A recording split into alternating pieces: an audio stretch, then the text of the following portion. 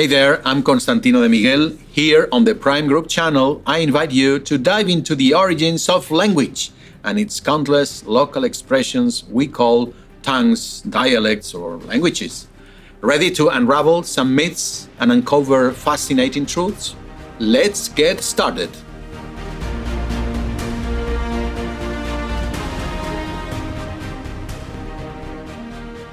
Now, picture prehistoric times, a world that began over 2 million years ago.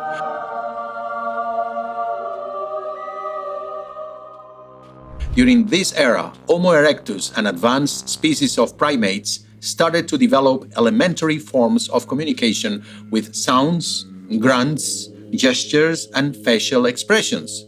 While there's no direct evidence that Homo erectus had a language as we understand it today, it's plausible to think they use distinct sounds and perhaps gestures to convey basic needs, dangers, and daily situations, behaviors we see in many animal species. Oh, you are an animal!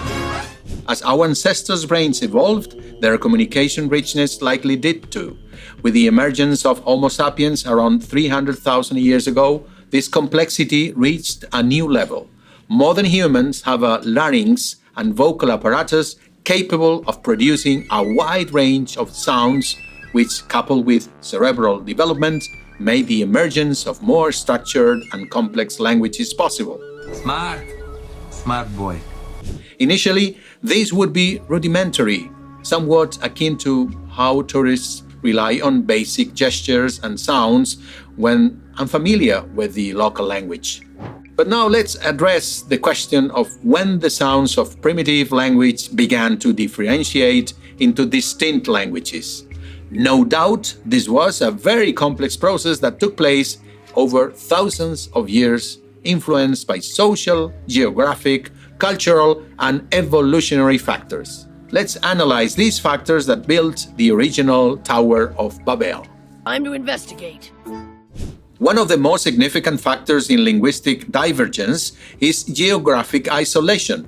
When groups of speakers are physically separated by barriers like rivers, seas, or mountains, their languages tend to evolve independently.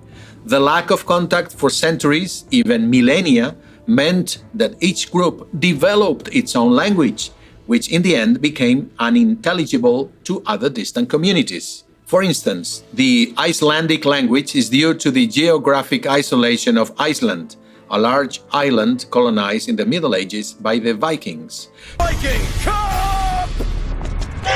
Today, Icelanders can still read texts written over 1,000 years ago in Old Norse, with relative ease, unlike other Scandinavian languages, which have changed more due to external influences.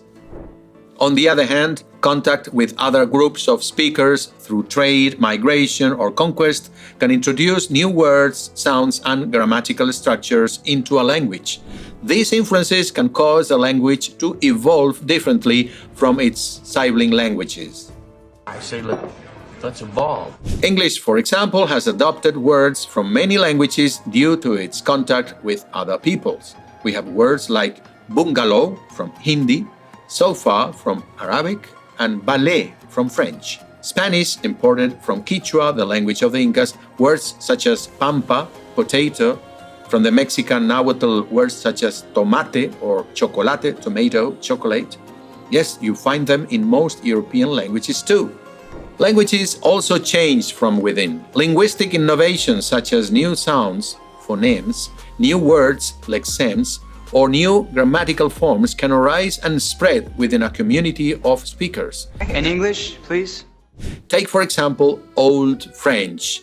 Old French had two forms of negation, which are still in use today, ne pas and ne point, which over time have simplified to just pas in spoken and conversational French, often dropping the ne. Elle est dérangée avec nous. Ouais!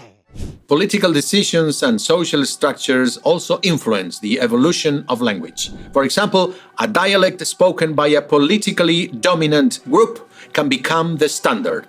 In contrast, other dialects may be considered less prestigious. Quaff, quaff.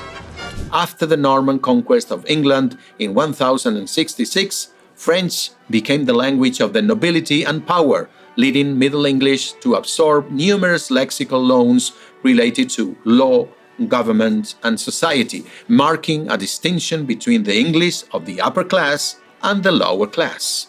Class president, class clown. Languages can be simplified over time. They may lose complex grammatical declensions or develop them, depending on the internal dynamics of the language and external influences.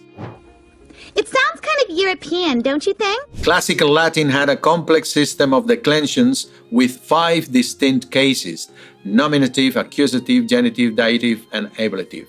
However, as Latin evolved into the Romance languages such as Spanish and French or Italian, this case system was greatly simplified. All right, let's keep it simple. In modern Spanish and French, for example, the cases have almost completely disappeared, simplifying the grammatical structure and leaving only a few remnants in using pronouns and prepositions. Speak to me, dummy! Speak! As languages are passed down from generation to generation, small pronunciation, vocabulary, and grammar changes can occur. These cumulative changes can lead to dialects and eventually new languages. What? You speak English? Spanish is one of the most uniform international language there is, more so than Arabic, French, or English. However, it is clear that accents are a whole spectrum in Spanish. Español, español, español, ¿sí? There are also marked differences in the use of vos, which reminds the French vous, in countries like Argentina and Uruguay, as well as in some areas of Central America, reflecting changes across generations since the Spanish colonization. Habla español. Oui. The voceo is actually a phenomenon that has its roots in the form of treatment that was used in the Iberian Peninsula during the Spanish Golden Age. This usage was preserved and evolved in Latin America, but fell into disuse in most of Spain. In summary, let's remember that the creation of languages is the product of a slow and messy change that has occurred in all human communities over the centuries. There is no clear beginning, but a continuous evolution. In the digital age, languages are evolving faster than ever, with an ever-increasing presence of technology. Thank you for joining me on this linguistic journey. We appreciate your comments and encourage you to subscribe to this channel, which is made with great effort and enthusiasm by the Prime Group team, specialists in multilingual digital communication. See you soon!